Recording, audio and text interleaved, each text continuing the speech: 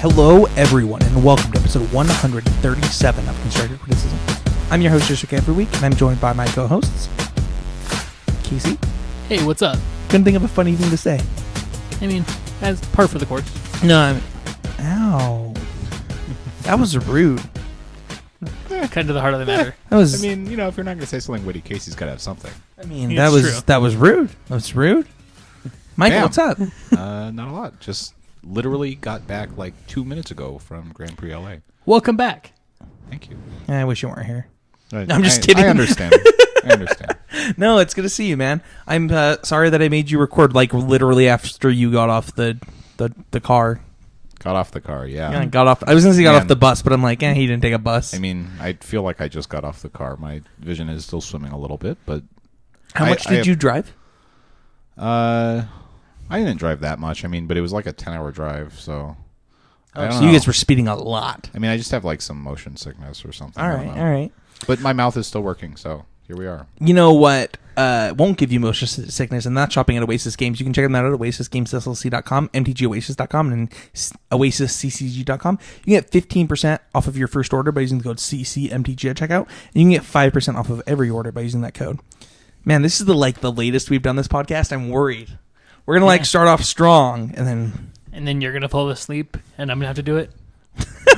I hope not. I mean, it's already dark out. It's like way past your bedtime. Dude, it's 2 hours past my bedtime. I know. That's what I'm saying. For reference, that's... It's 10 p.m. 10:30 p.m. So I have been going to bed later because it's been light outside at 8 p.m. But, you know, Sure, I'm an sure. old man, Sure, so sure. Yeah. you get the Denny's specials. Like Yeah. Exactly. Sounds great. That Let's go early bird, record in though. the Denny's. the early bird special dinners. Don't forget you can support this podcast directly by going to patreon.com/ccmtg. It means the world to us. Like, I didn't give the guys enough credit last week who are the new patrons, and it every time it happens, it like makes my day. So thank you so much to everybody for your support. I tried streaming today. It did not work out. I need a new computer. We're going to make it a goal so that, like, I'm not sure if we want to buy a laptop so that everybody can stream from it or whatever, but we definitely want to start streaming, and so it will be a Patreon goal. When we hit it, we will start streaming again. It used to be $100 a month. That was when we had a computer that could stream from. We don't have that anymore. So, yeah, if that's something you want to see, donate to the Patreon at patreon.com/ccmtg. All right, so hashtag always improving. We're going to start with you this week, Casey. How did you improve at Magic this week, and what is hashtag always improving all about? Well, I'll answer those questions in reverse order so they make sense. Sounds great. Yeah.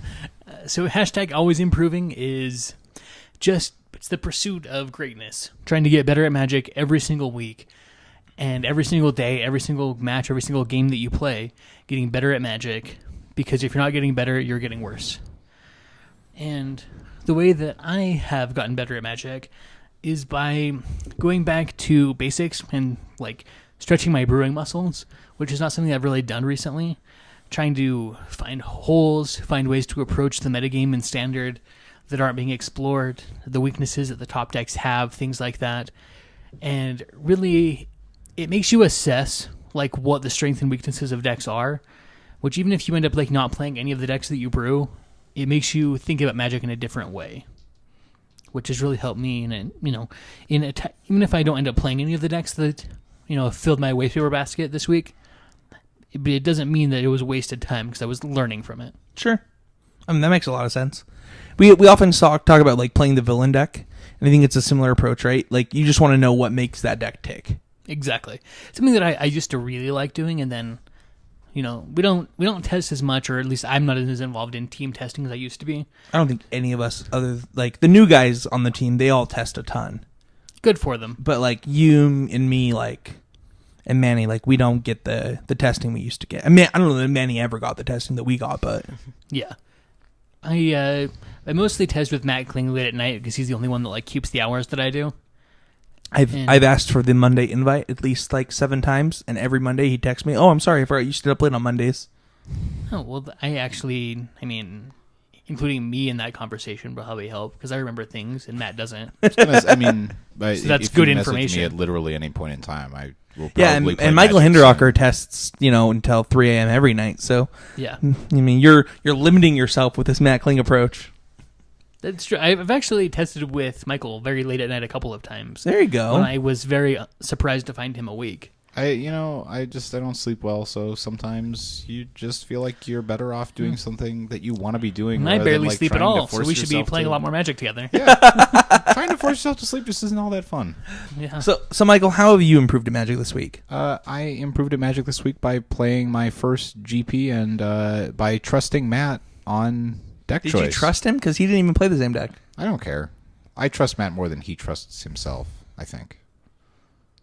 It was great. It was also the only deck that I really could expect myself to play at any sort of reasonable level of proficiency, so I felt like changing at the last second was just going to be a terrible choice. So what GP did you play in? What round did you pick up your first loss at the GP you played in? Round 4. I lost to Oh. Jund because I drew something approaching 50 lands over 3 games without seeing an amulet. So I did actually manage to force a game 3 despite never finding an amulet, never drawing a Hornet Queen or a Summoner's Pact. I was just Or wondering apparently how a long I was Trinket the Mage. yeah. No Trinket Mages in the deck at this point.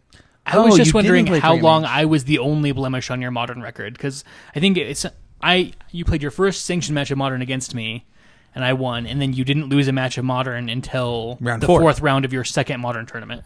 That is true. I mean, sort of. I scooped the finals of the first Yeah, that one I doesn't played, count. but You would have yeah. crushed that guy. All right. I appreciate We're counting that as a win. All right. Roll with it. And then after that, I got all the way to 9-1 before losing a pretty tight, maybe 10-1. I'm not sure. Before losing a pretty tight match. You picked up your second loss. You were 8-1 the last time that I looked. I won my first round of day 2 against Burn, and And then lost to Abzan Company. And then the second time that I looked was, I think, in round 12. You had 33 points. In round 12. Oh, So you were 11-1. no, I didn't get to 11-1. I don't think so. Maybe I did. Man, maybe this went worse for me at the end than I remember. I'm pretty sure that you had, maybe it was round 13, but you had 33 points when I looked. It was probably 13. I'm pretty 11 sure I and was 2 11 sounds and more 2. reasonable, because Yeah. 11-1, like 11 you're almost and in 1. like triple draw range, right? Well, no, I'd if you probably, can find the right people. I'd have probably had a feature match if I was 11-1. Okay. I mean, presumably. Yeah, that sounds right. But you played in your first GP. How'd you do? Well, I think I ended up in about 40th place. So, I mean, I was happy to cash, but I was close to, top 6. My breakers probably weren't good enough to top 8 of decks too. But Well, yeah, I mean, that I- just sounds like a pretty good first GP experience. Like, you played a deck that you love. You played Amulet Bloom again, or Amulet Titan. We'll call it Amulet Titan. Yes, I believe I was the only one to day 2 with a deck playing Amulet of Vigor. I think you were the only one at the GP playing Amulet of Vigor. Alex actually played against someone playing a Retreat to Coral Helm Sakura Tribe Scout Amulet deck that seemed...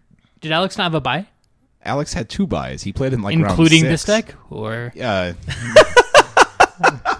don't believe so. I mean, maybe Oh, not okay. officially. That was more of a tiebreaker tanker. yeah. So That was stone cold of me. yeah. So But also, Get come on, him. guy. Get him. But pretty Come on. good. Pretty good event. Pretty fun. How was Yeah, LA? I I've never had a been to great LA. I time. want to go really bad. It was good. Alex was in charge of the food we were eating, and I feel like I'm about 18 pounds heavier. So, I don't know how that's good. You were possible in pretty 3 days, skinny. but yeah, I'm bulking up. So for me, I improved at Magic this week by doing a lot of different things. So for me, it's keeping calm. I really try not to get upset at my computer on MTGO. I've been playing a lot of MTGO lately, and it's really helped. I played a game against Green White Tokens in paper, and against a player that I knew, and I drew a lot of lands, and he attacked into a World Breaker with his Avacyn, and gave me a free kill on his Avacyn, and I still lost. That's tough. Also, why does World Breaker have reach? I feel like I'm upset about 2 parts of this story. It's 'cause he's like, tall. This is the trample thing with Primeval Titan. It's like, why does he have that? But Because he needs it. Because he does. Yeah, because that's that's important. what makes him World Breaker. Yeah, obviously. And how are you going to break worlds if you can't even reach the birds? I can tell that story and not be mad. I'm not mad. I hope I don't sound salty because I'm not. It's like whatever. But it's a fun thing that happened to me. And I don't think I would have felt that way 2 months ago. I feel like I'm getting back to where I was a year ago, where things didn't bother me as much.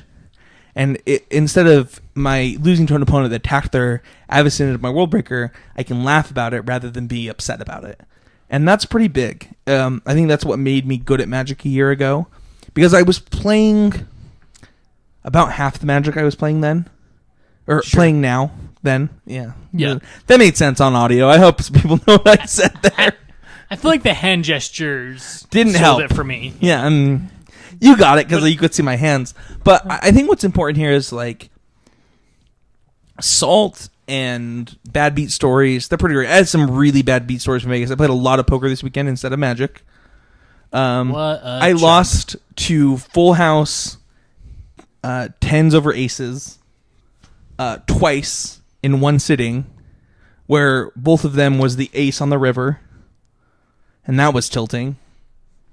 Yeah, that is tilting. But like, there's like lessons to learn from like, in the first hand, I definitely should have folded when the ace hit.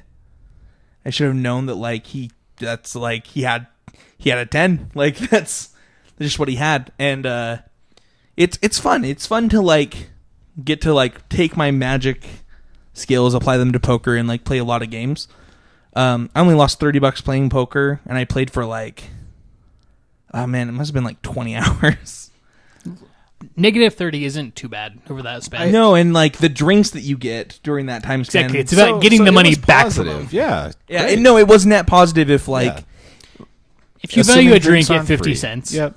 Right? Oh, then I was way above. No, Nice. just kidding. But ultimately, right? It's about you have to have fun playing. You have to enjoy the process, and sometimes that means sometimes you're the hammer, sometimes you're the nail, and sometimes you're the nail for a really weird looking hammer. But you know, it happens. That's magic. I think that could serve as a metaphor for a lot of things.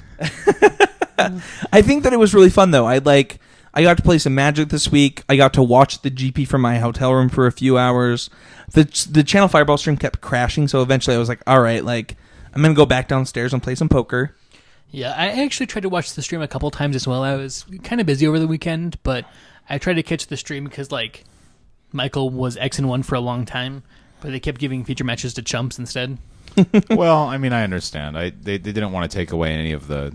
they didn't want to make any of the casters look bad next to me. That's exactly. Yeah. Well, I think that they just didn't want to show Amulet of Vigor on stream. No, actually, what happened was if I'd gotten paired up against like a Platinum Pro, I think that probably would have done it when I was in like the top 15 tables. Wait, or so. Did you not fill out your deck list as Magic Mike Hinderocker? No, I forgot. Damn it! I feel like if you'd done that, you probably would have gotten at least one. But overall, like, as far as like applying skills in Magic to other things, taking a step back and like looking at matches. I even today on stream, I mulliganed to 5 and was like, whatever. And I feel like I haven't had that attitude in a long time, and it feels really good to just like accept. Like, I kind of have lied to myself. It kind of started at the Pro Tour when I had something like 13 mulligans at the Pro Tour and was like, oh man, like I am the most unlucky. But it was a steady decline, and we actually had listeners talk about it. Like, Spencer, don't get caught up in like the unluckiness, but I did, and I feel like I'm getting over that, and that feels good. So that is good. Yeah, let's give out some cards. So we try as often as we can to give out some cards on the podcast. So this week on the podcast, I want to give it a playset of Spreading Seas. So last week on the podcast, the best 2 decks in Modern were Jund and Red Green Tron. Spreading Seas is probably pretty good going into the next week, right? Yeah, I mean, I feel like if there's ever been a time to play Merfolk, it's when everybody says to play Tron, right? And Jund too, right? Like that deck's That's real a surprisingly good matchup. That deck's real for good Merfolk. For Merfolk. It's real good. And we saw that this week at GPLA that Merfolk won, and it definitely had 4 Spreading Seas in it. So we're gonna give it a play set of Spreading Seas to our patron Eric Land. I can't remember if it's Landez or it's got to be Landez. It's gonna be Eric Landez from this point forward. Also, I'm pretty sure we owe Eric some playmats. So yeah, Eric, if you want to shoot me a message, you can. We follow each other on Twitter, so just shoot me a message on Twitter with your address. I'll get all the guys, including Quentin and Matt, to sign your playmat, and we'll ship you one for both you and your son, as well as these Spreading Seas. Thank you so much for being a patron of the show. We really appreciate it. Starting at $3 or more, you can too be eligible for this wonderful prize of Spreading Seas or whatever it is, the card of the week. But Spreading Seas, that was a good call. Yeah, Spreading Seas is great, and Eric is great, and it all seems good. Eric is great. I agree. What are your thoughts? Having only played a deck that can never beat a Spreading Seas in Modern. Actually, Spreading Seas is pretty atrocious because you play like 25 bounce lands. I mean, it just falls off. But I don't know. I've never actually seen an Amulet player, even when Amulet was good, beat a Spreading Seas because it's always like Summoner's Pact and have exactly 2 green, and then you get Spreading Seas. I also have seen that. Interesting. Or well, I didn't die Slaughter to Spreading Pact, Seas. Spreading Seas. Damn it. I was good you at haven't not lost a casting Spreading Seas Pact. yet. Yeah, I only played against one deck with Spreading Seas, and it was Esper with like Snapcasters and Tassigers and 4 main deck Spreading Seas. So I wasn't really quite sure. Sounds like a man after my own heart. That sounds rough. Yeah, I played against him at 7-1, so it was clearly working out pretty well for him. Although not that well because you crushed him real easy with Primeval exactly. Titans. Sure. Yeah, I know the trick. So Eric, first of all, we appreciate you, and second of all, Spreading Seas rocks, and if hopefully these are something you don't have, and you can add to your collection and get started on a Modern deck. Let's talk about power rankings. Every week on this podcast, we talk about the decks that are doing well in specific formats. Last week we did Modern, so it's standard week. But you know what? There was no standard tournaments, but there were 2 Modern GPs, and we can now look at how the Modern metagame shifted.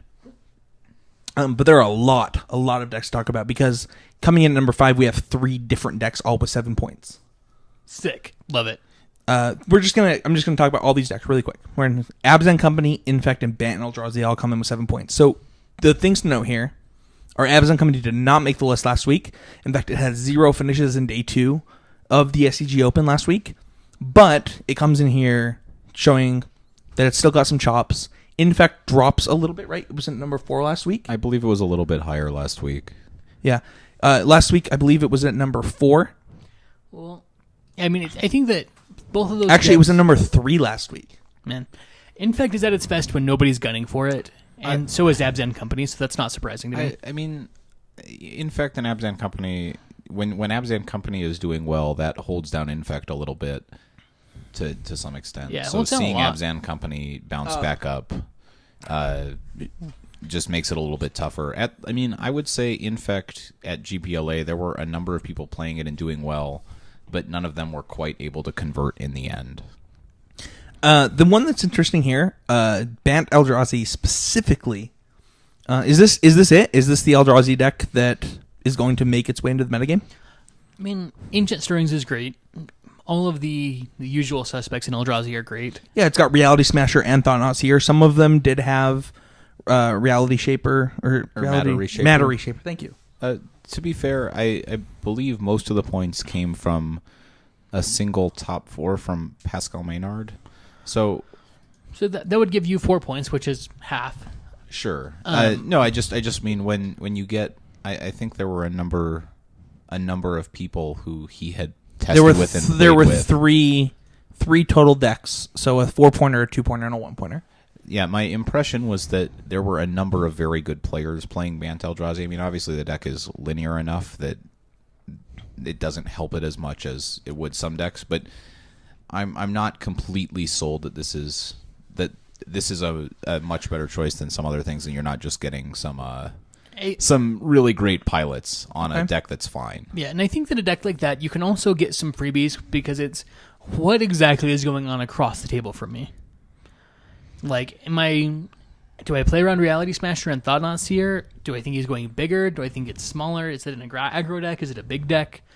Where, like, Matter Reshaper makes you ask a lot of questions about what the matchup is about. And then while you're busy asking those questions, you're getting Reality Smashered. Sure. And Thought-Knots here at the same time, right? Like, right. They might make it so that you don't get to ask the question. I would imagine the best Very draws true. with this deck are very uninteractive and over very quickly. I mean, Well, if so you go your like best Noble draws still Hierarch include a into turn Eldrazi 2 Temple into Well, Thought-Knots here turn 2 Thought-Knots here is still unreal, right? Like, that's not a fair... Right, that's still basically unbeatable. That's what I'm Right. saying, like, right. So it's how do you ever best beat that? its best draws on the play, especially, or just you're not going to lose. yeah. Which That's true of. Is most that of the not decks better on the this draw? list. I think it's better on the play because It's always better on they the play. might have a remand or something if you're on the draw. Okay. On the Okay. play, it's just unbeatable. I mean, just generally, if you're proactive, I think being on the play is pretty much always going to be better, just because they're going to have less mana available to answer what you're trying to do. I mean, if you Thought-Knot Seer and they only have 1 mana up, you're taking away. Isn't they actually don't have I find it interesting that you're saying like this deck might have gotten its points from great players, but let's say that there's 6 people on this team that's testing with this deck. That's not a lot of people at an event, right? So while they all might be great, if 50% of them top 32 the event, this deck might be insane. That is true. I mean, it depends on It can be either or too. Right. Yeah. It all depends, but let's not pretend that we said we didn't give that argument last week to Red Green Volakut, which 7 people were on and got it. It made the cut with 3 of them, right? Sure. We said that in on that scenario, we said this deck was great. So I think that there is a happy medium, but that's how formats get broken, right? Right. No, I mean the deck is certainly powerful. I just before you run out and buy $400 of cards to play this deck every week, you probably already have them on Moto because that deck costs nothing. So sure. Yeah, especially if you already bought into Eldrazi, you actually have all of the cards. Yeah. Just know that it's what you want to be doing outside of it being great. Yeah. So let's break into the decks that make up our top 4. Next up, we have Scapeshift. All of these were rug based, and then I think there were 4 that did well. Let's look. Oh, there was more than that. There was 1, 2, 3, 4, 5. So I believe 3 of the 5 were Bring to Light, and then the other 2 were rug. So there was no red green. No, all of them were rug based, and then they were either splashing white. I think they were all splashing white, but maybe I'm wrong. Maybe one of them was splashing black for Damnation.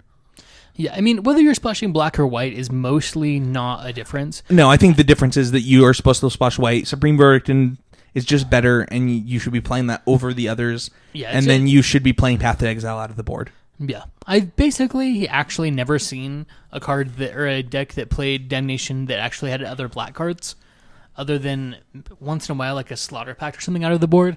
And I think the Path to Exile is comparable enough to Slaughter Pact that sure, yeah, and Supreme Verdict is enough better than Damnation just in general that it's probably better to go white instead of black. Yeah, I think that I'm not sure. As me personally, I bought all of the cards for the Bring to Light deck. I brought the Hunting Wilds. I bought everything. Well, I feel like I can wrap this whole debate up in one question. Merfolk just won a GP. Would you rather be playing Slaughter or playing Damnations or Supreme Verdicts? Supreme Verdicts? Okay. Yep, there you go. Well, no. My question is whether you should be playing the Bring to Light version versus just playing Rug. Oh, sure. I think that it depends on how often you think that Primeval Titan is good enough. I think that the other question... Well, I might be the only person that plays Rug Primeval Titan. They all play Prismatic Moments. Oh. So Prismatic Omen is basically never good enough? That's my thought. That's why I play Primeval Titan.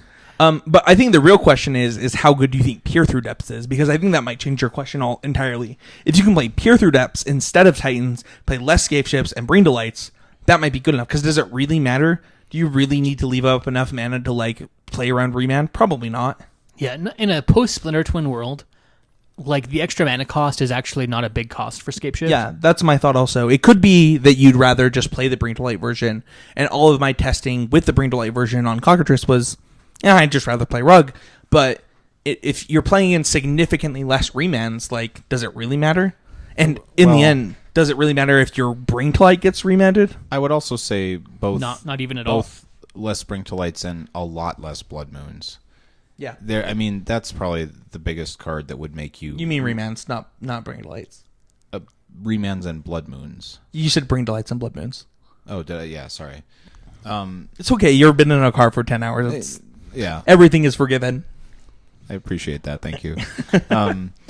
I did not see a whole lot of Blood Moons this weekend. I mean, I know there were a couple of decks that were doing well that were playing Blood Moon, but I don't think Blood Moon fits as nicely into any of the top decks right now as it with the did best before deck being Twin. able to play around Blood Moon so easily right now, and being a deck that used to be Blood Moon used to be good against, I wouldn't play Blood Moon right now either.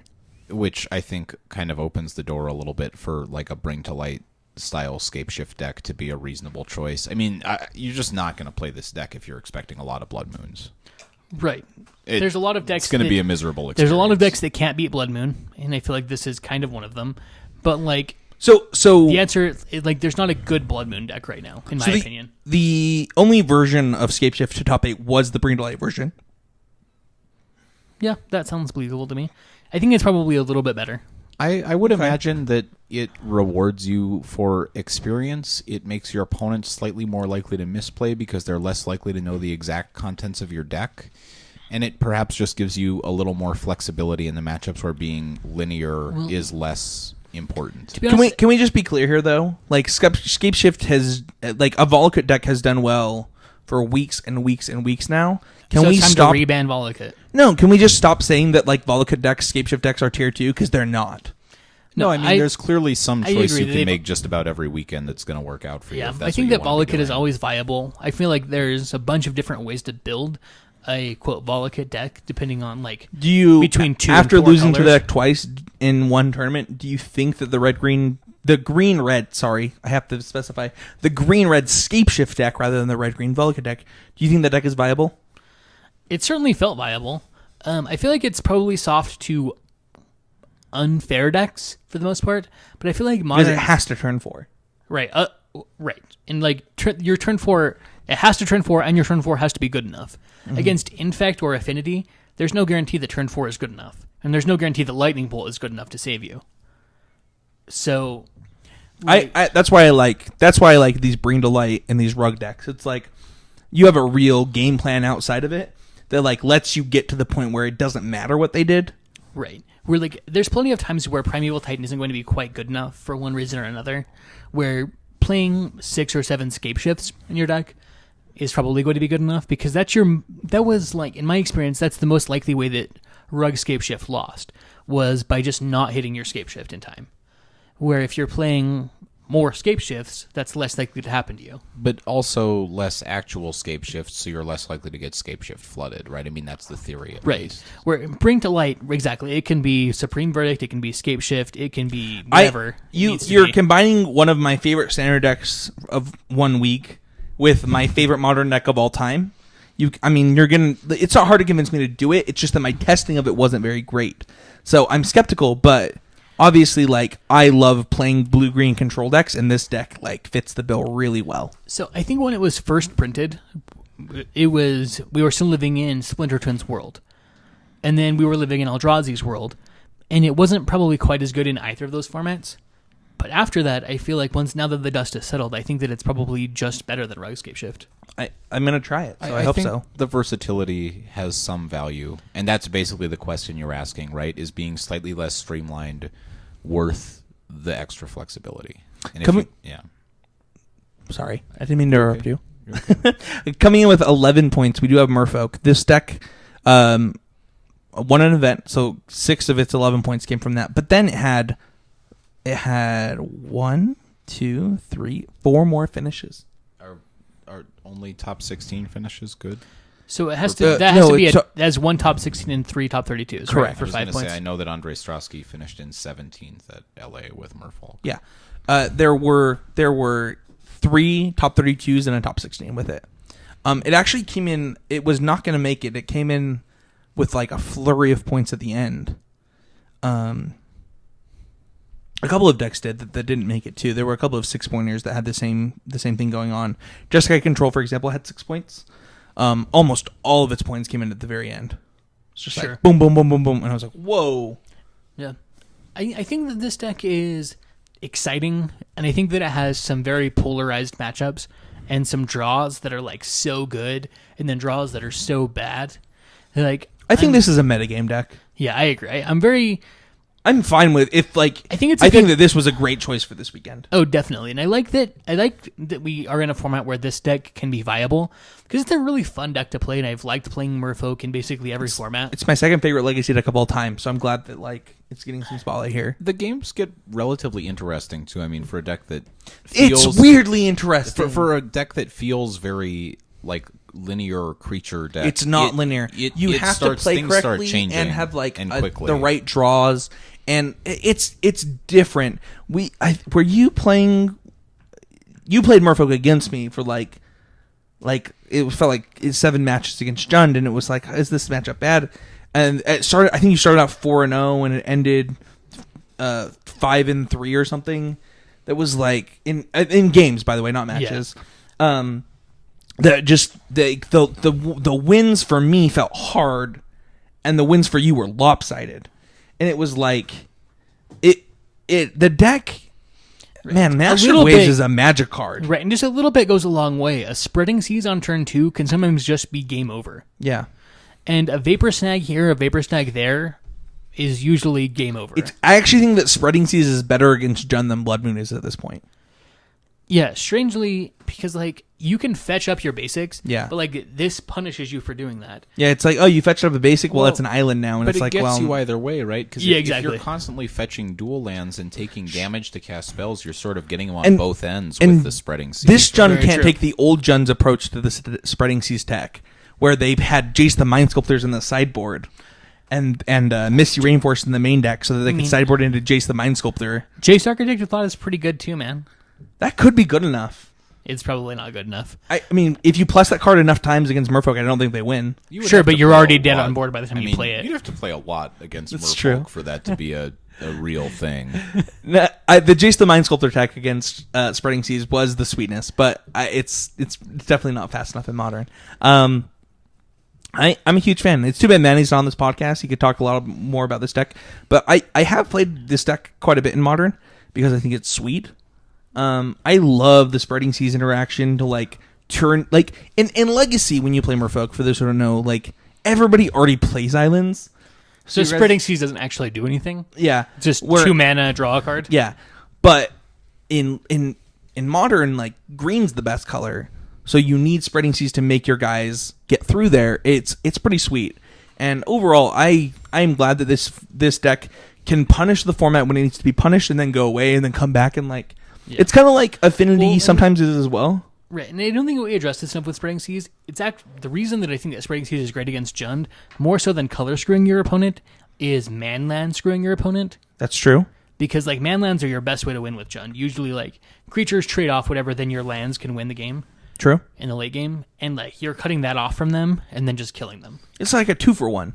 It really actually is a 2-for-1. But it also just punishes awkward draws. I mean, it's the kind of thing that can end a game really quickly if, Jund is on 2 or 3 lands and suddenly can't cast Liliana or Abrupt But Decay. also, well, the thing, even then, like, even if they can cast Abrupt Decay on, like, let's say that they, like, want to Abrupt Decay your Spreading Seas, it's like, what is man, that? they already drew a card. A 2-for-0? It's a nothing. It's the worst. They're not affecting the board. I mean, it seems like if you're Abrupt Decaying a Spreading Seas, I think you're in trouble. Right, and then you're all okay. Abrupt Decay or Spreading Seas takes 7. Your turn, like I don't need the Spreading Seas anymore. They were unblockable because you tapped out for Abrupt Decay. Yeah, so it's a hard sell. Coming in with 13 points, we have Affinity. If we look at last week's, I don't even believe Affinity was on that list. I don't believe it was either.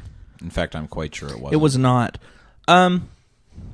Honestly, like I looked at a lot of sideboards. Come on, guys. You have to play the cards to beat Affinity. I take full responsibility for this, actually.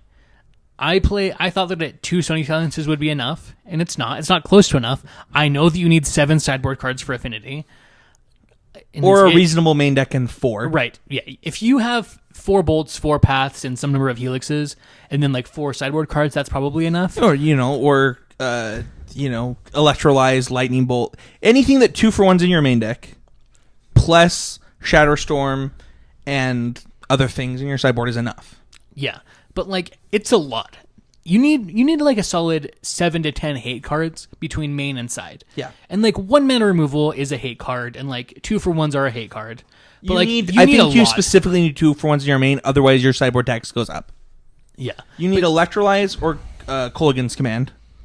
You need a lot. Is the other thing is you just need to close. You need cards that either blow them out or close the game out. How does really Fork quickly. Bolt not see Modern play at this point? I've actually dropped Electrolyzes for Fork Bolts for the rest of my life. So, that seems interesting. Yeah, I think Electrolyze costing 3 mana is actually like makes that card basically unplayable to me. I've just died with Electrolyze way too much. Like it's been too slow. Where I think Forked Bolt is what you need. So if like I if you don't. want that effect, I I'd have. rather have one I mana. for one have played the main deck one of Fork Bolt in my Gen decks in Modern before, and it's totally reasonable.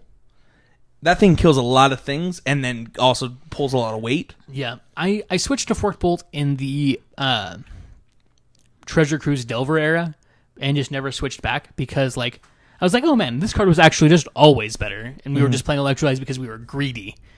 But actually, like, just play Fork Bolt. PSA time. So, public service announcement. Other than that one, you need sideboard cards for this matchup. You can't get like I looked at a lot of sideboards. There were not enough. Right. Either have your full like either pay the tax or don't. Also, don't play two sideboard cards. I For agree. Affinity. Don't play two sideboard. I completely agree. It's because not worth it's not it. enough. It's not going to win you the game, and you're like just playing a 13 card sideboard. So like 2 Stony Silences in your sideboard plus Paths in your main isn't enough because you need 7 to 8. That only leaves you at 6, and that's not enough. You're going to lose every match against Affinity, and you're playing a 13 card sideboard. I think this is an important thing to note for Jun too, because like there are just no Ancient Grudges in Jun sideboards right now, and honestly, like I understand that you just got a card in your main deck that's really good against that deck, but like you need to play Grudges or Shatterstorms. You still need something. That matchup was like pretty close to like 45-55 in Affinity's favor before that card was printed. Yeah, and that was with 7 sideboard cards. Yeah, that was before Kolaghan's Command. You needed a lot of sideboard. At this point, like I'm sure your game ones feel really good, and that's what you test the most of. But it's just so fast. It's so good. It's so efficient. It does the same thing every game. Right. A Mizium Skin or a Spell Pierce or a Thoughtseize goes a long way to blowing that kind of thing out of the water. And then when they have That's the Thoughtseize biggest and issue. Spell Pierce, and then you lose because Yeah. you didn't play Shatterstorm. The biggest issue generally is that no matter how many cards you sideboard, it's a single Thoughtseize is really going to bust it up a lot of the time if they're able to Thoughtseize you. so you have the opinion that you just don't pay the tax at all? No, I'm just saying that sometimes you're going to pay the tax and still lose. The deck is really good. I think it's a really good choice. But if everybody's paying the tax, that's not true. The deck can't win. Well, it maybe can't win a large event, but it doesn't. You're not So- asking everyone to pay the taxes. Here's the thing. No, That's what makes it. There's That's one what makes thing it I know a about tax. taxes. Is People we like to evade That's. them. I was just gonna say what you're gonna say. we all if everybody pays it, then the problem goes away. If people try to skirt the responsibility, then it rears its ugly head time and time again. And like I've been a huge advocate for everybody has to do their part to keep Affinity out of the format, and that's why by choosing to not do that in my last Modern tournament, I take full That's why responsibility. he just for took this. full responsibility. This was my fault. So I'm sorry. Everybody, what you're saying is this is a tragedy of the commons. yes. We're- No, I think ruining it's it? true. I think that the reason it's called the tax is because if we don't all do our part, then we have a problem. The country falls apart and Affinity wins. Don't let Affinity win. Affinity is the bad guy. Like, let's not pretend it's not. It's been the bad guy since day one. There's not even cards with Affinity in it anymore, and it's still. It had a short time. Hold on, everybody. We have to talk at once. Different people have to talk at different times. Yeah. It So got he can banned go in first. Standard and still was the best deck. Exactly. That's hard to do. Right. People played 12 main deck hate cards against it, and it had its best cards banned, and it was still the best deck. and interesting. its best cards are still not in Modern. Right. Because still, like, you can't Because it would be be trusted by with some far of the the- best modern Well, deck that's if you were allowed to play the artifact lands. Obviously, but that's what I'm saying is like, guys, we have to do our part. Against the somehow still dominant remaining pieces of I Affinity. think it's the villain, and that's fine. No, as I said, but it did have a short window. I think that for the duration of Pro Tour Oath of the Gatewatch, Affinity was basically the last bastion. Oh, it was the good guy. Yeah.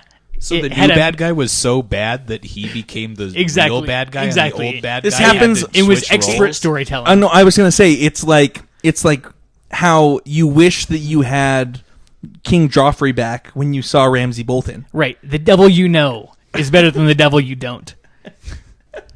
I don't know. As someone who was playing Standard as about a Oh, I thought you were 12-year-old going to go into Game of Thrones. No, right as someone who was there. playing Standard as about a 12-year-old at the time Mirrodin came out, Don't try to tell me Affinity can't ever be the good guy. That deck tarnished my childhood. Well, dude, so like I started playing Magic for the first time as older than most people, but I was chased right away by fairies.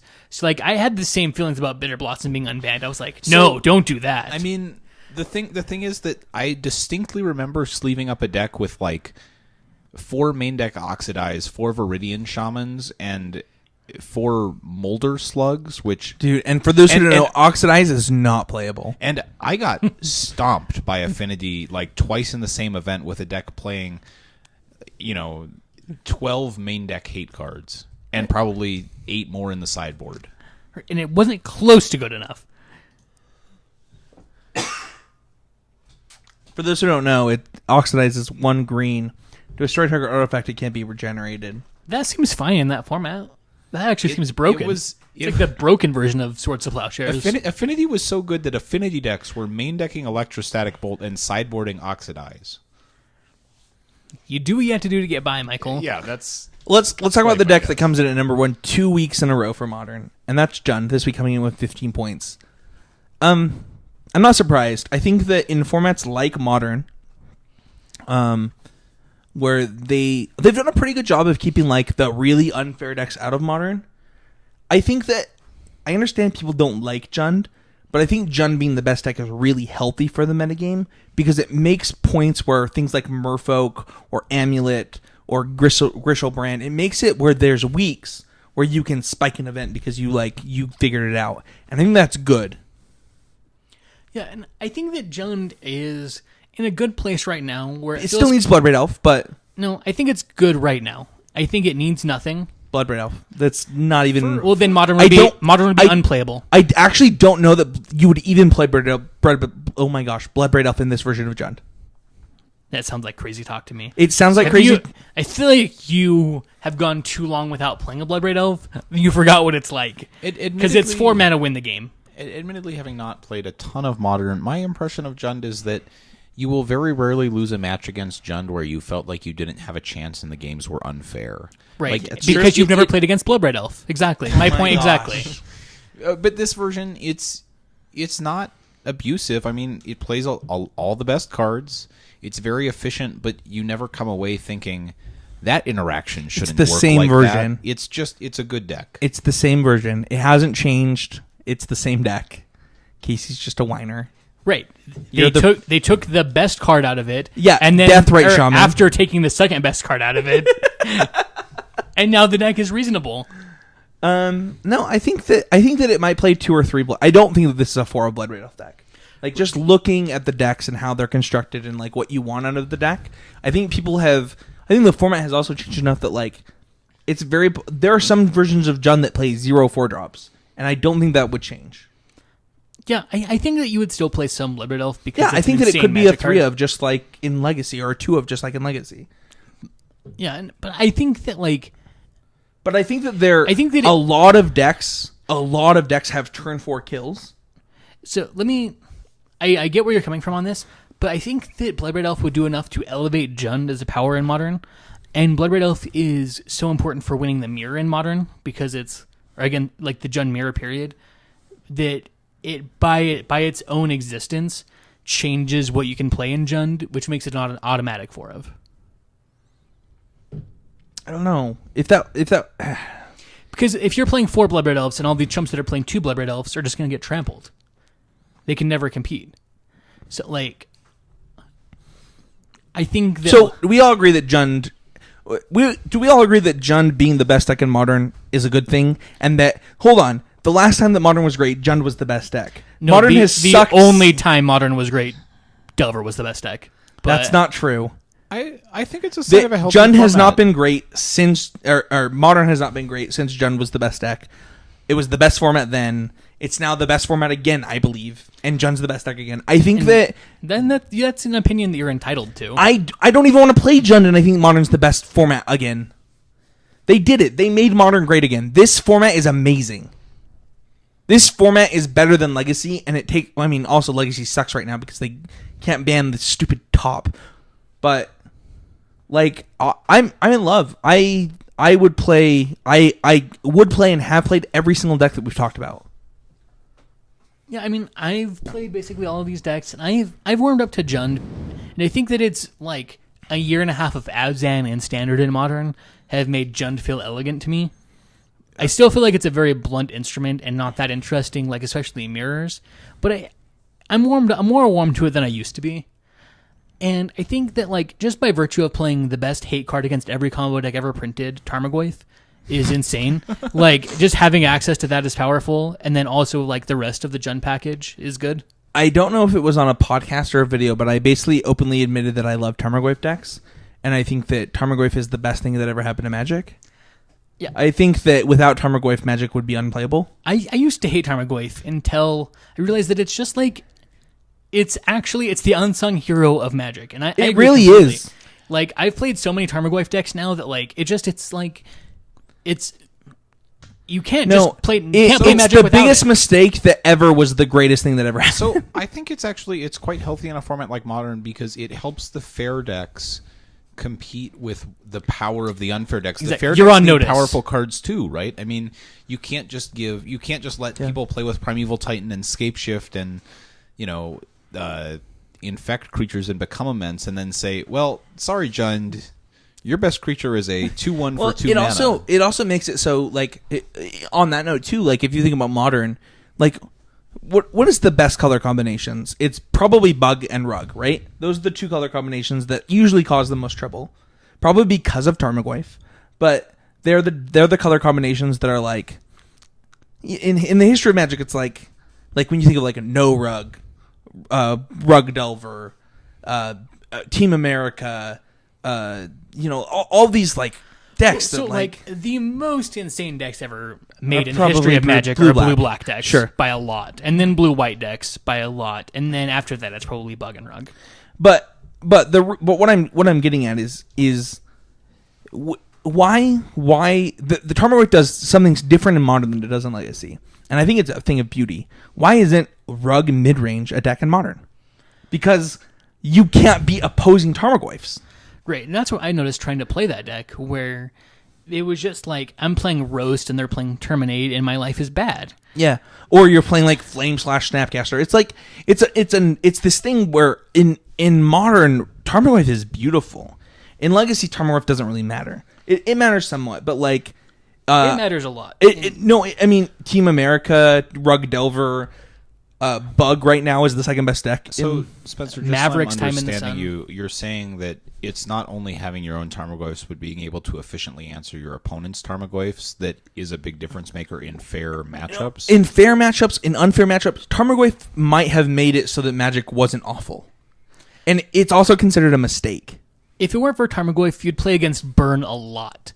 And people don't realize that how good Tarmogoyf is against decks like Burn, or even like Splinter Twin, or Sneak and Show, or Storm, because it just puts your opponent on notice. Okay, you have 4 turns to win this game starting now. Right, it forces you to actually close a game out, not just Yeah. get Thoughtseize 4 times, about- get in the top deck war, eventually redraw my combo. Think about the number of times that people have said, "All right, they have to go off this turn." How many of the times that's been said involved the fact that there was a Tarmogoyf in play? I mean, I was going to say most of the matches I saw this weekend between Jund and combo decks, that's what it comes down And the fact to. that people say, "Oh, you can't play this combo deck because sometimes you don't get there," is caused by Tarmogoyf, and that's okay. That's okay. That's what makes. I believe that might be what is making Modern great, because if you think about it, with Jund being the best deck, basically the Tarmogoyf deck being the best deck 2 weeks in a row, what is it doing? Well, it's causing things like Infect, like the Vengeance deck, like Abzan Company. All of these decks, they're like Casey said, they're put on notice, and that's beautiful. I mean, because that makes interesting, exciting games of Magic. Because when they get there, it's great. When they don't get there, it's great. It's kind of beautiful. I love Magic. Yeah, I mean, in my last Modern tournament, I top-8'd the States tournament playing attacking with Tarmogoyfs a lot. I mean, it was a lot of Night of the Reliquaries too, but it was Tarmogoyfs, it was Kasali Pride Mages, it was green creatures. But like Tarmogoyf just really ties the room together for that type of deck, where it says, "Hey, it doesn't matter what you're doing. Like this is going to be good enough, and it's going to be good enough fast." And I think that like when you think about things like Grixis, where it's like we don't really need Tarmogoyf. We have Tassiger and Gurmag Angler, in the Wrong. end, you're like, you know what? It's just not as elegant and not as beautiful. Because you have to play garbage like Thought Scour in your deck. Where if you can go Thought Seize Tarmogoyf, that's so much better than any like Inquisition, Thought Scour, Tassiger turn. I always wonder about this sequence. looking at Grixis in Modern especially. I mean, I know people have done well with that deck on occasion, but it looks to me like if you're feeling like you have to answer Tarmogoyf, but the reason you want blue is Snapcaster Mage, and then you're adding Tassiger or Gurmag Angler, there's sort of a like inherent tension in your game plan that just isn't present in a deck like Jund. Right. Jund is just, it's all business. Where Grixis, like, your best draws I'm so look proud of great. you, Casey. I mean, I'm a well-known Grixis hater in Modern. Well, But, that's like, not what I mean. But I think that Jund, like I said, a year and a half of Abzan and Standard and Modern makes Jund feel elegant by comparison. Because both of those decks are extremely blunt. Where Jund actually has play to it. Clunky. Abzan in Standard is straight up. The mana is weird. I think you The didn't curve play is against weird. great Abzan, right? You played against good Abzan, but not great Abzan. That's no, probably true. he played Abzan aggro in that standard format with Hangerback Walker against me in our first match and beat me. Yeah, so that was good. I think that was good Abzan, not great Abzan. Wait, did you play Elspeth Abzan? Yes. Yeah, Oh, that okay. deck had Elspeth in it. He I mean, top decked three Elspeths or two Elspeths to beat it was me? only two. Okay, sorry. Only two. Because that deck felt insane, but it felt clunky, blunt. All of your cards were very powerful, It's but not awkward. The cards interesting. are just so much better than your opponents that you kind of can't help but win. Right. Where Jund, like, you're like just a guy trying to make a living with Dark Confidants and Terminates. I mean, to be fair, right? When Like, you're those playing cards are other both fair insane, decks, but yeah. it feels So- real good. When we look at like this format, there's like I have this list in front of me. There's so many decks, and the format is so great. And maybe we were wrong. Maybe banning Splinter Twin was like so great. Well, they also unbanned Ancestral Vision, which has made me appreciate Modern a lot because it's like playing Treasure Cruise, only not insane. It's just unbeatable. But it's not as like obviously unbeatable. I think it's more that you're not sort of priced into playing Splinter Twin if you want to play Blue Red or Grixis, and then every other deck isn't forced into playing a bunch of answers to Splinter Twin specifically. Like when you just kind of knock out. I mean, Jund for all it's very good, but I can't imagine you're playing a lot of Jund hate cards. You can. Right? Because what Right. Rest, I mean, there's nothing to really. Rest in Pieces used to be pretty good. Now it's kind of mediocre. Blood Moon used to be pretty good. Now it's kind of medium. Just as a general rule, I think formats And I think get having better a deck when like you're. that existing is a good thing.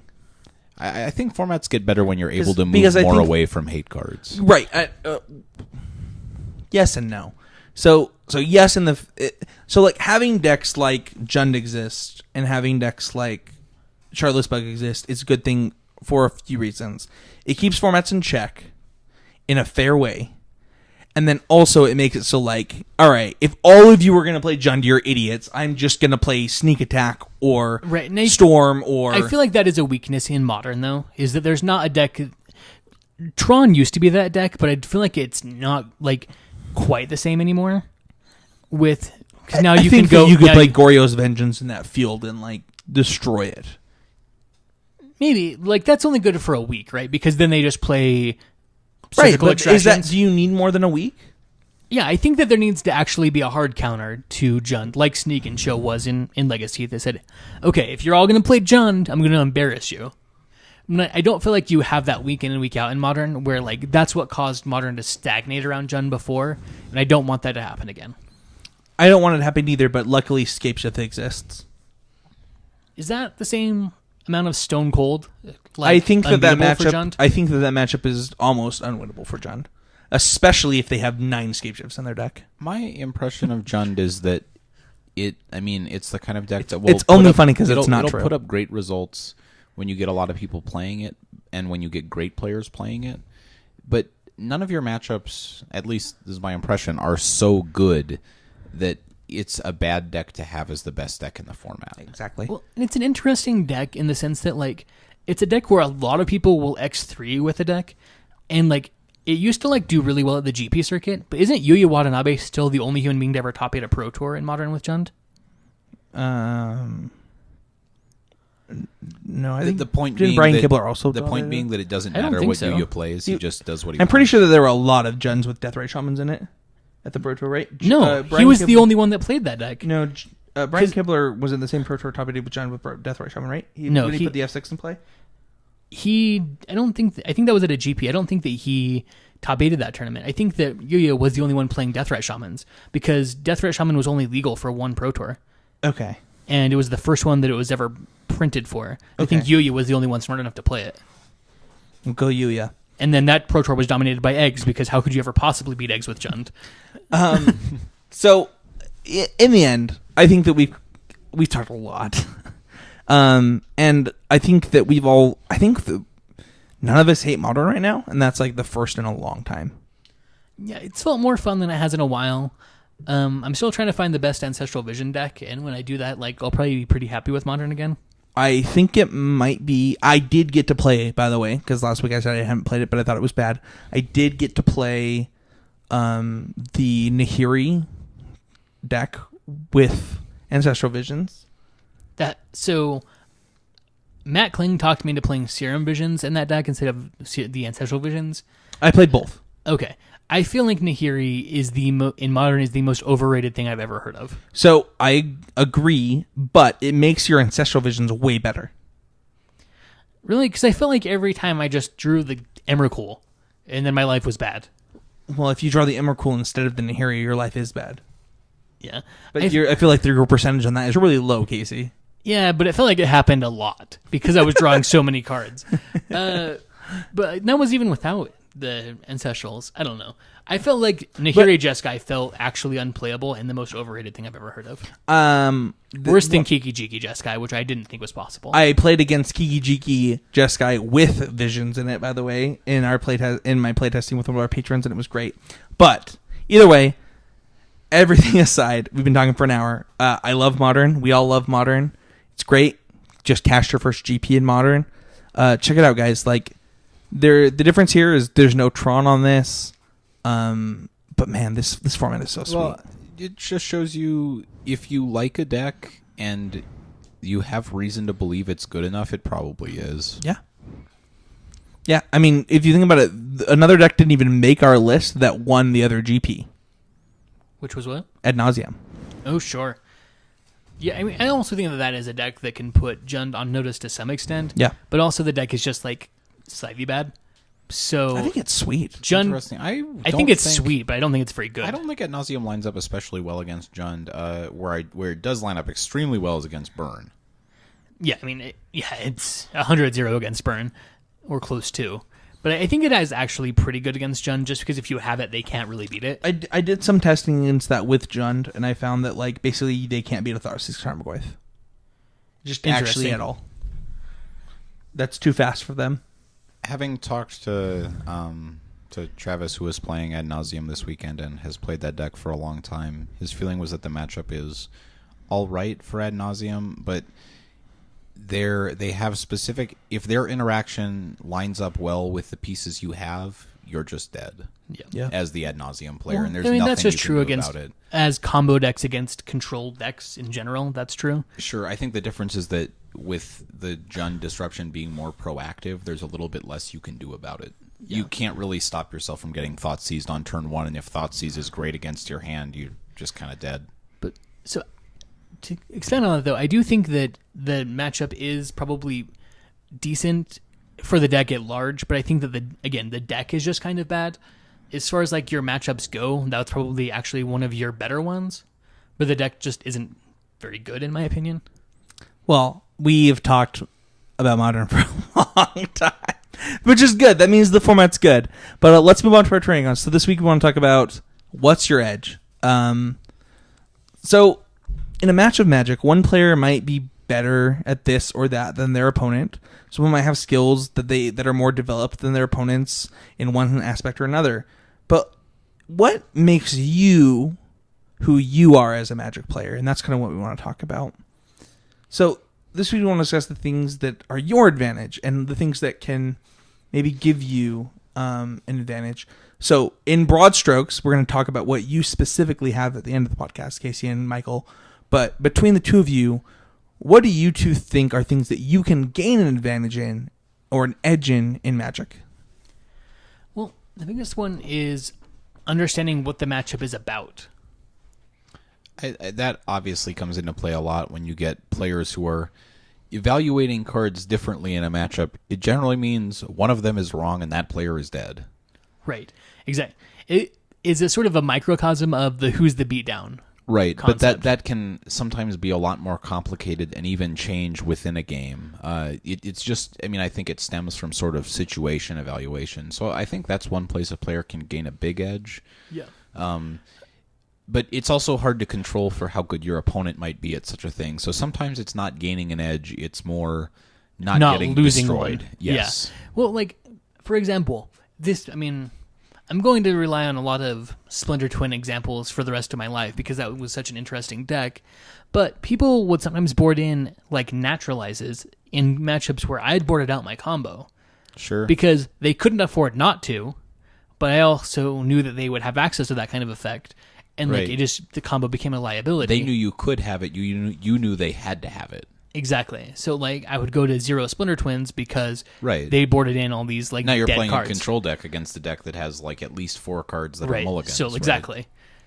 And they can't actually mulligan them because they can't win if I have it. So like Right. you're creating a prisoner's dilemma for your opponent. So being able to understand the matchup well enough to do that is a huge way to gain an advantage. And what are some other ways? So outside of like understanding a matchup, I think in general, just like making an effort to get as much knowledge as you can before an event begins. Just trying to like to know basically what the common 75s are. Like just knowing the cards that are likely in your opponent's deck and sideboard on turn 2 versus, you know, after a match saying, I didn't know that deck could play. I think that's a huge advantage. We talked about it a few weeks ago with, I mentioned it when your opponents in the Bant Mirror were like, oh, like you were playing Eldrazi Displacer, they weren't.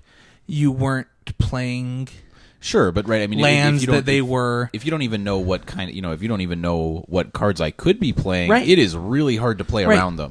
And not Very knowing true. like what the tech is that's coming out or that came out, and like there's so much going into that. And I think that actually feeds into one of my things that I think are one of your biggest edges, which is knowing what your opponent could have and like reading them.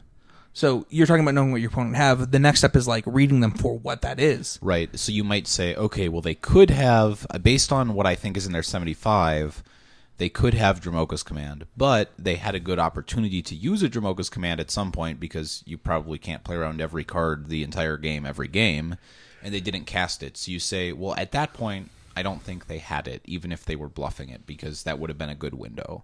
Something Yeah. like that.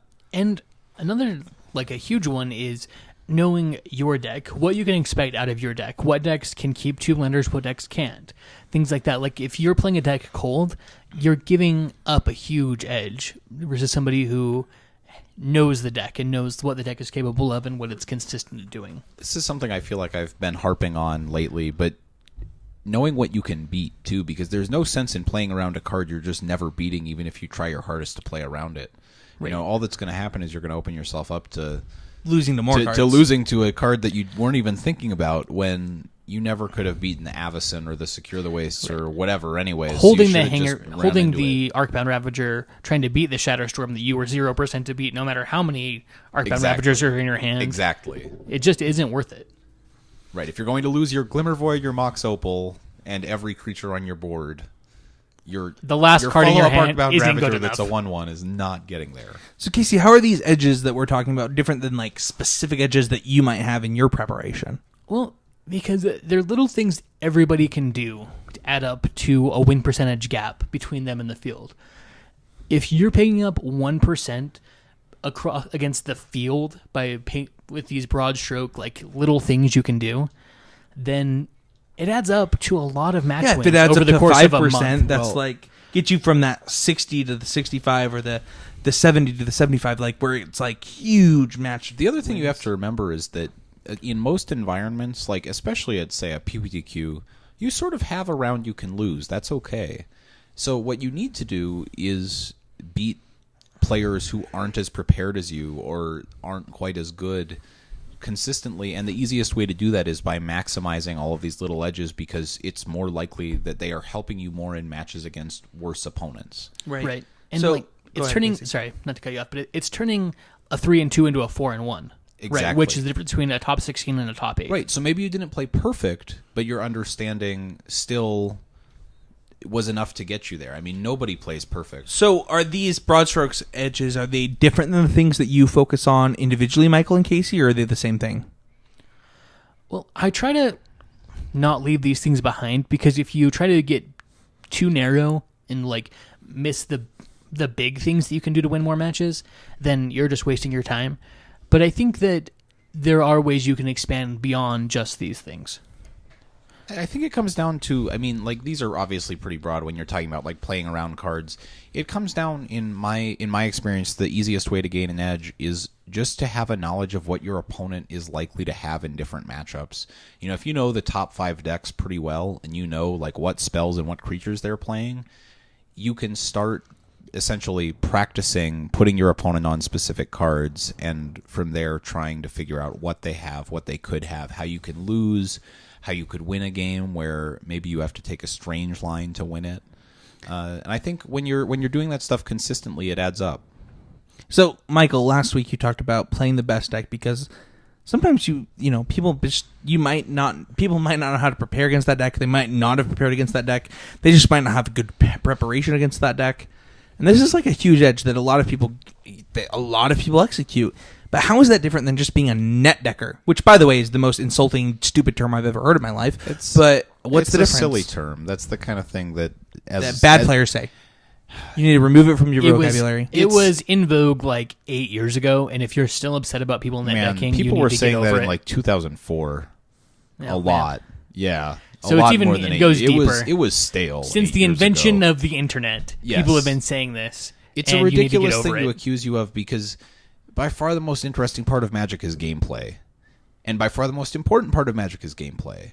And when you're taking the best deck, you're not just saying, oh, this is the best deck, so I don't have to know what I'm doing. I'm just going to play cards and smash every opponent. What you're saying is, I'm going to take the best deck because when I play perfectly, there is no edge that I'm giving up. I'm not playing a deck that isn't pretty much optimal.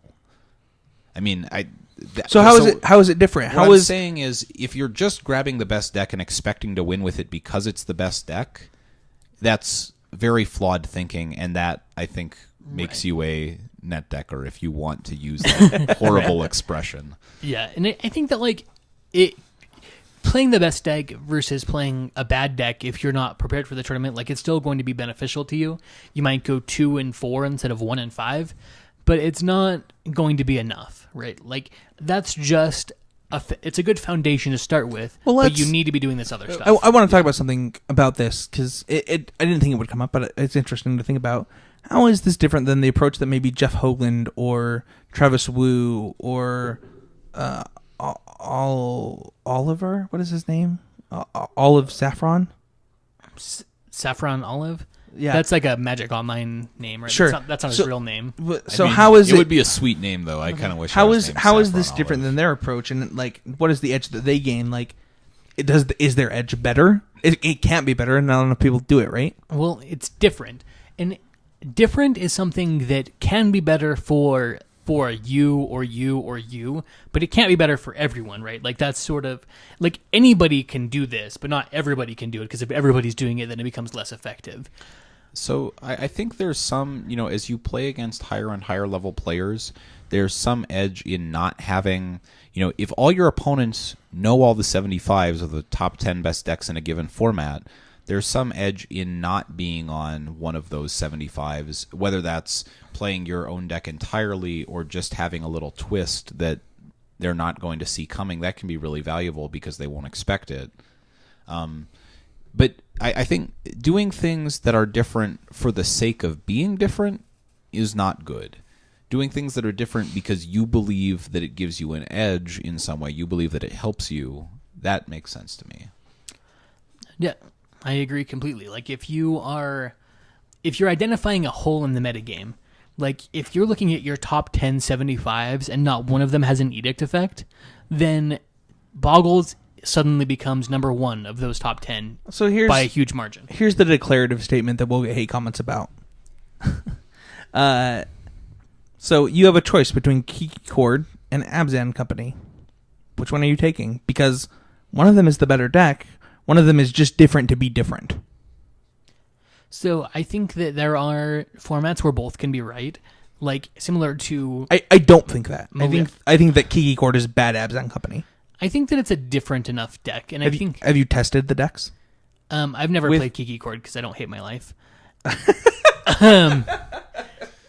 But I've They tested have about the same matchups, and Abzan has better matchups. Okay, if that's the case, I assumed it would be similar to Kiki Pod and Malira Pod, where like in the Pod mirror, Kiki Pod was a huge favorite. Sure. So if that's not the case, then definitely don't just be different for its own sake. That could be the case. I don't know that I ever tested that matchup. Where like they had very similar matchups, but then that one just had a big edge in that one specific matchup, Okay. but was like a little bit worse against. Like, instead of being like 50-50 against the field, it was like 45-55 against the field, but was a huge favorite in the mirror. Okay. That could I can honestly say that I've never tested that matchup, and my declarative statement could be wrong, but in my opinion and from my testing, Kiki Cord's just bad Abzan Company. And that's when you're being different for different sake. You're like, I don't want to play Abzan Company because I don't like mirror matches, so I'm gonna play this. Whereas, Yeah, just as a general rule, saying you don't like to play mirror matches is a really good way to end up playing bad decks. I don't like playing mirror matches, so for that reason, I play things like Rug, which has good matchups against Abzan. But if you make declarative statements like, I just am never going to play a deck where I'm going to... Right. So that's true. So I You wouldn't say that I'm sometimes- never going right, to play a You mirror have match. to sometimes be willing to say, okay, this deck is beating what I'm testing it against. Now, let's just test the mirror for a while. That's a matchup too, and often it's an easier one to gain an edge in because your opponent's... Never tested. Yeah, I Never don't really test understand. it. Testing the mirror is actually one of my favorite things to do because you tend to find out a lot about a deck by playing mirror matches. So in the end, at the end of the day, with like these thoughts about being different for different sakes, testing your matches, what is your edge, Casey, when you play Magic right now? Like, what is the thing that wins you matches of Magic over anything else? Preparation, I think, is the biggest thing. Just knowing knowing more about every little thing. Knowing how the cards interact, knowing how the decks line up against each other. Preparation, I think, takes me further than most of my opponents. It has resulted in so many match wins over the course of my life. Michael? Recently, I felt like I've done a really good job of just being very process-oriented, where the goal is just to look at the next play and make the slightly better choice, understanding that you can't always win a match of Magic with a decision, but you can lose it a lot more than you'd think. I like that a lot. A decision that isn't going to win you a match of Magic as much as it's going to lose you one. So making the right decision just gets you further to the end of that process. So generally, what you're doing is you're just trying to say, okay, what is the best decision I can make right now? And when I do that, it helps me stay grounded in terms of getting tilted because I can look back at each decision point I had and try to evaluate those. I think it also helps me not get entitled. It helps success feel like kind of a constant, ongoing effort that is really about making correct decisions one time, and then the next time, and then the time after that. And when you lose, you find more often than not, you messed up pretty bad somewhere. And that, to me, has taken a lot of the feelings of being unlucky and a lot of the tilt out of my game. And I think in general, people are too quick to blame luck and variance for losses. And I think in general, it doesn't help you get better when that's your first instinct every time you lose. Especially if it's your first instinct. It's just wrong. Yeah, it's like there are times where bad things happen to good people, right? That's Magic. Sure. But when you lose a match where you can go back and say, I think I made right decisions at basically every point, and I just wasn't as lucky as my opponent, If you can go back and say that you made the right decisions at every point in a match of Magic, then you're going to be on the Pro Tour already, so you're wrong. Well, all I'm saying is if you think your decisions were mostly good, and you lost mostly due to variance, it's no longer something to be tilted about. It's actually, I played a really good match of Magic. It just didn't quite come together you for should me. feel good about. So you can take positive things even from we negative overall. We talked about match. this a long time ago on the podcast. It was a point we drove home for, I think, a few episodes. It might have been like episode in the 80s all the way to episode 100 and something, where we talked about if you were making the correct play every single line of every single match you played, you would already be a Platinum Pro. And if you're not, then you're not doing that, and you need to go back and reflect. Right, you're in denial. Yeah, you are not in the stage of Magic where you're going to be doing your best. And this podcast sometimes gets hate for saying things like that, but like, let's be honest with yourself. Like, are you serious? You think that you're playing every single turn of a game correctly all the time and losing and you're not a Platinum Pro? Like, you're insane. You're wrong. You would be winning way more than you're losing in like, that that's scenario. just stupid. You are in denial if you don't believe that. Yeah, I think that over my last 4 or 5 tournaments, I've had maybe 1 or 2 matches that I lost because totally outside of my control circumstances. I think every single other loss, I have at least 1 or 2 things I can point to that may have turned a game around in my favor. I lost a match today where I mulliganed to 5, and instead of saying I lost because I mulliganed to 5, I said because I lost because I didn't mulligan to 4. Right, or sure, and maybe you made a wrong pick and maybe I would have, but I should have mulliganed to 4. Right. This took me a really long time to figure out, but I used to have a really big issue with keeping bad hands in ostensibly good matchups. I know this about you. This was like your first week on the podcast. You admitted to this. Yeah, but just when you start thinking about this is a good matchup, you start, rather than just, okay, what is my best play in this situation? You're basically what you're really doing is, in your mind, you are entitling yourself to winning. And you are never entitled to a win. You have to earn it turn by turn. You have to slowly grind out that edge over your opponent. I think the edge, you have to grind out that edge. You have to those small percentage points we were talking about earlier, Mike, right? It's you've kind of separated this a lot. It's a grind. You have to do it again and again every turn.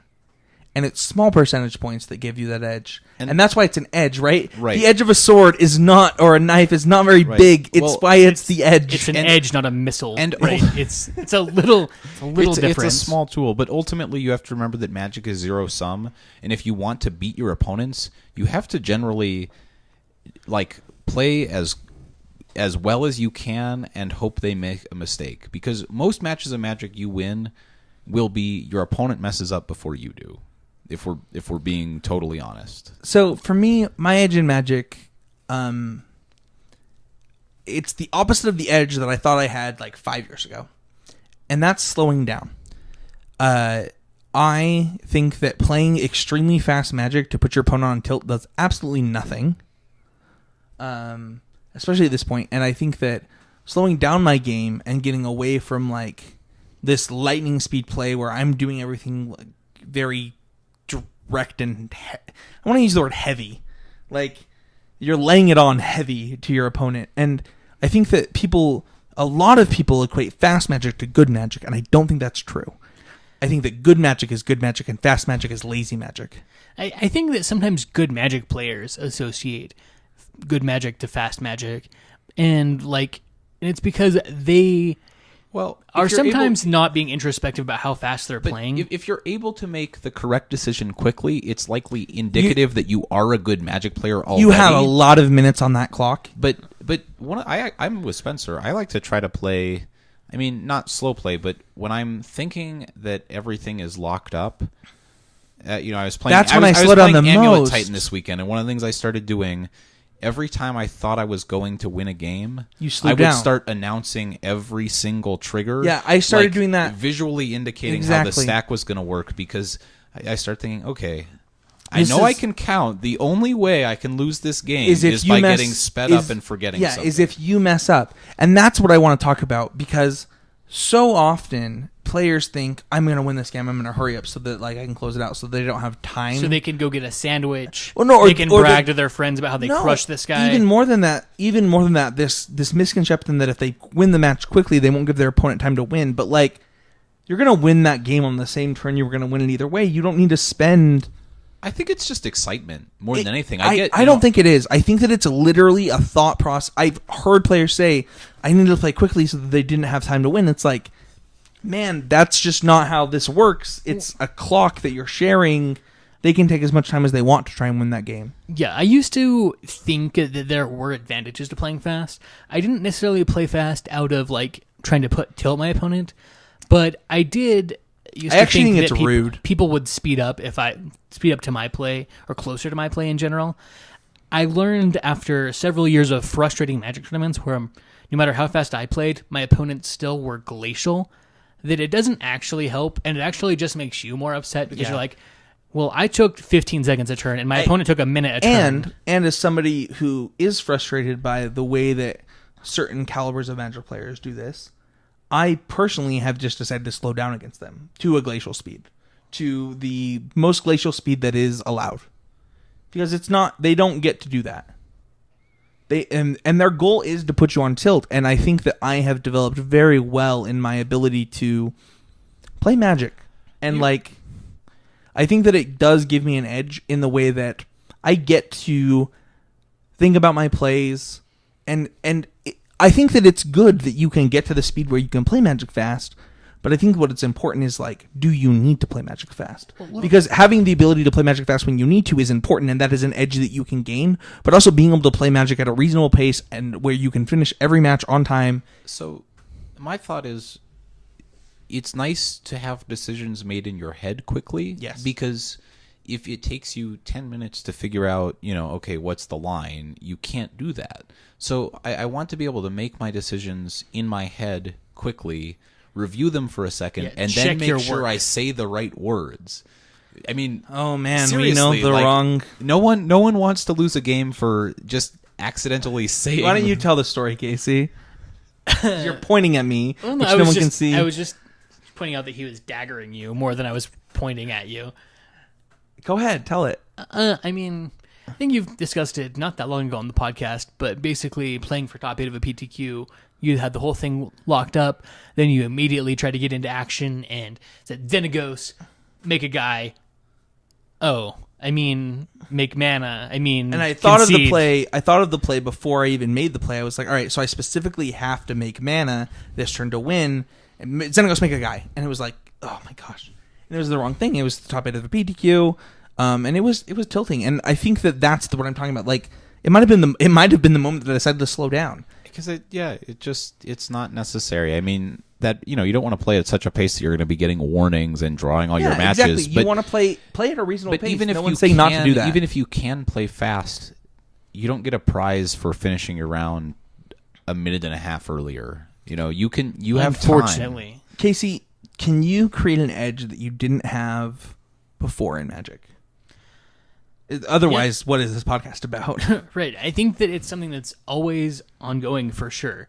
You can develop an edge over the course of a game that you didn't have at the beginning of the game just by learning develop is the key word. Where your opponent's weaknesses are. You can find and develop an edge over the course of a match or a game just by being observant. We were saying, my opponent actually doesn't know this.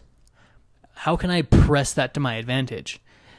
And there's a lot of ways that can come up, where if you are trying to find these opportunities to gain a little bit of match equity or an edge, then they add up fast. So you're never done finding these. Yeah, I think that's where we're going to wrap it up, because I think what's important to note here is Magic, when we say if you're not getting better, you're getting worse, we mean it. And the reason that we mean that, and the reason we want to talk about edges and things like that, is when you think about it, everybody on this podcast, other than Michael Hinderocker, has gotten worse and better throughout doing the podcast. And it happens a lot.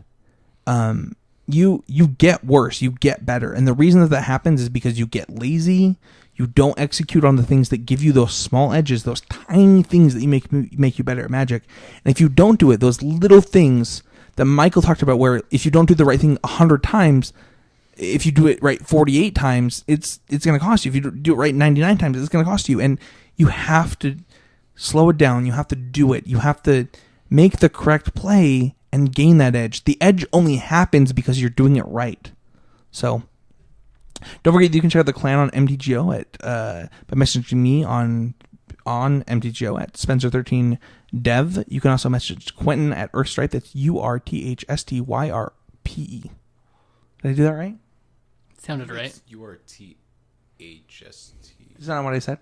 I don't know. So it's. I'm not sure. It's I'll just take it from the top. URTHSTRYPE. Cool. The current Patreon goal is for brews after brewing, or brewing after brews. Something like that. But I think it will be updated to getting a streaming computer up and running so that we can do streams. I can't decide if it's going to be a laptop or a desktop. It might be a laptop so that everybody can take it with them and do streams whenever they want. But we definitely want to start streaming. In fact, I did a stream today. I got a ton of messages that were like, "Oh my gosh, that's really cool. Can you guys do that more often?" It's like, we used to do it all the time. We need a computer that can do it correctly. Yes, we will make it happen. I'm sure we all play enough Magic Online that we can make it happen for you guys, and we do want to stream for you. But if you want to see that happen, check out patreon.com/ccmtg. Start donating at $1 a month or more. Anything is appreciated, and the podcast will always be free, so don't feel like you have to. Where can people find you, Casey? You can find me on Facebook at Casey Tuna Bloodworth, or on Twitter at CC Bloodthirst.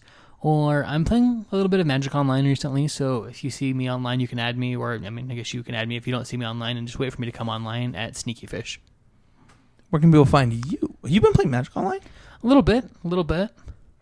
Good for you. I still can't, win a match of this limited format for some reason, but I was going to say, practicing. speaking of Magic Online, I am a secret Magic Online drafting degenerate. It's a problem. All right. Is that why you had to start working part-time at Oasis to Yeah, it subsidize your drafting? Basically. So you can find me in the Facebook group at Michael Hinderocker. I'm more than happy to respond to any and all deck lists, questions, comments, hashtags, whatever. And on Twitter? You can find me on Twitter at MagicMikeMTG. That wasn't a dagger, by the way. That was just a question. Spencer just smiled a little while he said that. You know what? I like it. How is that a dagger? He says that Matt Kling and I abused him until he did it. I didn't say abused. I said harassed, which That's was different. was the total of one tweet. it didn't take much. Some people's harassment threshold is lower than others. That's what he said to I don't me. like being yelled at. Yeah. Tweeting me is basically yelling at me. My phone vibrates. If It's you the same tweet thing. at me, you're yelling at me. So tweet So kindly don't if you tweet at Michael. Michael is a sensitive tweet soul. kindly. Thank you. What? You tweeted at me. Oh my gosh, I'm losing it. All right. Be nice. You can find me on Twitter at Spencer13H. You can find me on Facebook at Spencer Stephen Howland. You can find the podcast at CCMTG and the podcast on constructivecriticism.com, mtgcast.com, youtube.com, and what, Casey? I got nothing. All right. Pure MTGO. Yeah, every other week. This, I believe, not this week, but we will do it starting next week. Okay. And don't forget to check out the Facebook group. It really is great. We had a lot of people ask to join this week, and it was pretty sweet. It's exciting. It's fun to get a chance to chat with more of you guys and gals. It's and especially the gals. They're great. I love the group. I love how nice we are to each other. I've never seen anyone fight, which is amazing for the internet. Yeah, Manny and I take most of our fighting off the group, so... Yeah, just all in person, right? You guys just like to beat each other up. Dude, Yeah. We get pretty vicious on Twitter with each other at this point. Yeah, not I as feel much like it's recently. all Manny's fault, but... Yeah, especially based on the fact that he's not here to defend himself. I agree. I think we should make cult T-shirts for Manny.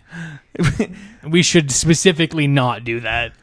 Why? Because It also... goes to his head. Yeah, I'm sure that you just said that on the podcast, and now people are like, "I'll buy one." I just want to buy a T-shirt with Manny Mraz's face on it. Don't we Nothing all? else. But It would be so funny. Can it say something hurtful about him? No, it just says nothing. It's just a picture of his face. Isn't there Josh McClane shirts like that? Probably. I think so. I think they're playmats. Are they playmats? That's even Yeah, better. because he was making fun of the Brian Kibler playmat, so Alexander Hain started selling Josh McClane playmats. That's great. That's great. All right, let's look. I'm sure this is a thing we can see. Apparently it's not. Yeah, maybe it was just an idea that was workshopped. No, I'm pretty sure that I've seen the Josh McClane playmat. It's probably just that no one uploaded it to a website with the title Josh McClane I'm playmat. friends with Alexander Hain. I've seen the playmat. Maybe he has the only one. Oh, that's great. That's just as good. Oh my gosh, you should just make a playmat with Manny's face on it. This is mostly for I'm going to play with it every day. Yeah, and I think that that's a good way to gain an edge too. I feel like if you Playing have a against playmat Manny, with your opponent's face on it, Just for reference, if you play at a local game store a lot, you should get a playmat with all of your opponent's faces on it, so you can rotate it between rounds. Right? You get like 8 different playmats. right? That's gaining a huge edge. If that's not intimidation, I don't know what is. Hashtag Would That Be Good is next. Hashtag Would That Be Good is our Twitter outreach program, where you can tweet anything you want, and we only have one that's not me this week. What? That's the least you we've had. tweet a lot. I mean, all of these are from not today, but my first one is actually really good, so I actually want to talk about it. But the one from the Matt says Morrow should use a Kickstarter or some other crowdfunding to get the third unset made. Hashtag or quote unauthorized. That sounds fantastic, actually. So I'm against this idea because Kickstarter is not for billion-dollar companies to fund their ideas, their R&D ideas. If the idea is good enough, they should make it. If it's going to sell, if it's not going to sell, it's only don't great make because it. it's called unauthorized. I mean, that is a sweet name. Sure. Especially if you have to fund it through Kickstarter. Yeah, like that's what makes it great. That's what makes But also- this But he should Like- have to print it in his basement so he doesn't offend Casey. Right. Otherwise, if they actually print it through and then Wizards he should get sued. That would be even Right, that's what would make it unauthorized. If it's truly unauthorized and he loses his job, Then he can have a Kickstarter to to make pay it- for his legal defense. right? Oh man, it'll be great. I would donate to that. But just as far as a giant company using Kickstarter just to avoid he's paying not for telling something, the company to do it. He's telling Mark Rosewater to do it. he is totally he's basically just the mouth that they speak through. So it's him and Haley and Bergeau. They're the entire company. Trick Jarrett too, yeah. Okay. Those three. I think Wizards Magic should let us link our Magic Online accounts to our DCI so we can get Planeswalker points on MTGO for buys. Hashtag Would That Be Good? I think I'm over Planeswalker points. I think they should abolish the I'm program. gonna say, given that I'm 150 short of 2 buys for next year, I mean, definitely they should definitely. Do I actually that. just don't know why this isn't a function. If we're going to be rewarded for playing Magic in order to get buys for Grand Prix, I don't know why we don't get rewarded for all the Magic we play. I think that it's fine for them to be separate. Magic Online has separate advantages like the Mox. I don't know that it needs to have Planeswalker points in addition. I would appreciate it for purely selfish reasons, so I don't think my opinion I think counts. my reasons are selfish, but I don't know that they don't make sense. That could well be true. I mean, I understand if you can win a Pro Tour invite through Moto, it seems odd that you can't win Planeswalker points through Moto. At least for some events. Yeah. I mean, maybe they only do it for PPTQs and PTQs or something. And PTQs Sure. or something. Maybe the problem is it's tough to not allow people to work together to earn somebody Planeswalker points, right? If I say, okay, hey Spencer, will you draft do these PTQs on my account? I assume that is the for these rationale. Planeswalker points. You can't you have to be physically there and present in general to be able to use your Planeswalker points. I don't know or that earn that's Planeswalker true points. because I'm pretty sure people qualified for the Pro Tour off Planeswalker points without actually doing events. Right, and they immediately abolished that system. So thank you. I agree completely. It was found to be a deeply flawed system, and they abolished it. Thank you, everybody, for listening this week. Don't forget to support the podcast via Patreon. Check out the YouTube channel. Great content on there. And congratulations, Mike, on cashing your first GP, bud. Oh, thanks. I really appreciate that. Yeah, and go home and go to bed. That's the plan. All right. As long as I don't fall asleep while I'm driving. Please don't. And I'll if you pull do, over first. in memoriam, Michael Hindrocker, 1990-ish to 2016. It's I think he's a few years younger than us. It's 91, but 90-ish, like I said. Yeah. All right. You can come to my funeral and say that. If Michael dies before this podcast is posted, you might not hear this podcast for a while. But Or at least not this part. My God. thank you, everybody, for listening, and we'll see you guys all next week.